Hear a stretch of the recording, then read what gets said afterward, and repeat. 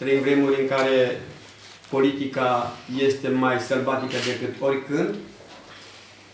Nu mai sunt un actor în planul principal al politicii, dar atât timp cât valorile pentru care m-am luptat când am crezut o Românie democrată și dezvoltată, o Românie economic dezvoltată, o justiție dreaptă și independentă, valorile creștine, o economie dezvoltată, cu oameni care au un nivel de trai cât de cât rezonabil, atâta timp cât aceste valori voi fi viu cu certitudine și eu.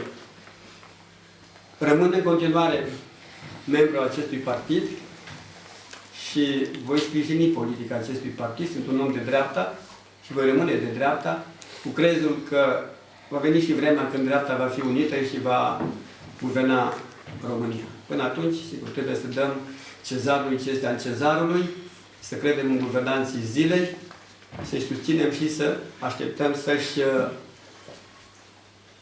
pună în aplicare promisiunile electorale, iar dreapta să învețe din această experiență tristă a alegerilor parlamentare din decembrie 2016, să înțeleagă că fără coagulare și fără unitate a dreptei nu poate exista un adversar pe măsura celui din stânga.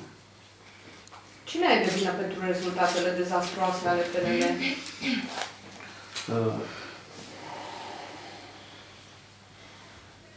Sunt mulți factori. Mulți factori.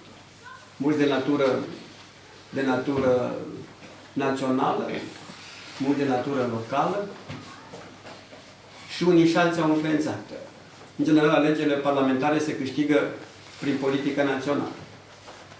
Pentru că sunt alegeri de importanță națională. S-au făcut multe greșeli, o strategie greșită, o conducere neadecvată,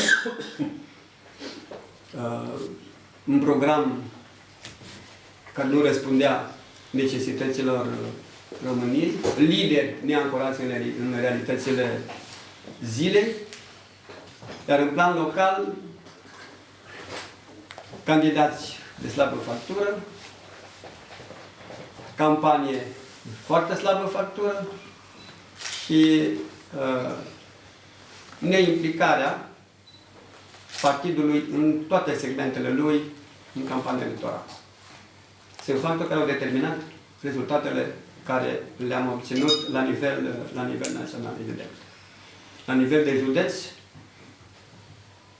și suntem, dacă nu singuri, cred că printre puține județe care am crescut de la alegeri locale. În general, 90% dintre județe au obținut la alegerile parlamentare scor electoral mai slab decât la alegerile locale. Vița Năsău se numără printre județele care a crescut aproape 5-6%, dar putea să crească 10%, putea să crească 12%, dacă ar fi existat o campanie electorală foarte serioasă, în care toți candidații ar fi implicat, măcar la minimul necesar, pentru că în afară de campania care s-a desfășurat pe Colegiul 13, pe Valea Someșului, în sectorul de care s-a ocupat Doris Moldovan, în rest nu există campanie electorală, nici la nivel de municipiu și nici la nivelul celorlalte zone ale județului. Dacă ceilalți candidați ar fi muncit pe măsura care a muncit Doris Moldovan, partidul avea în pistă cel puțin 30%.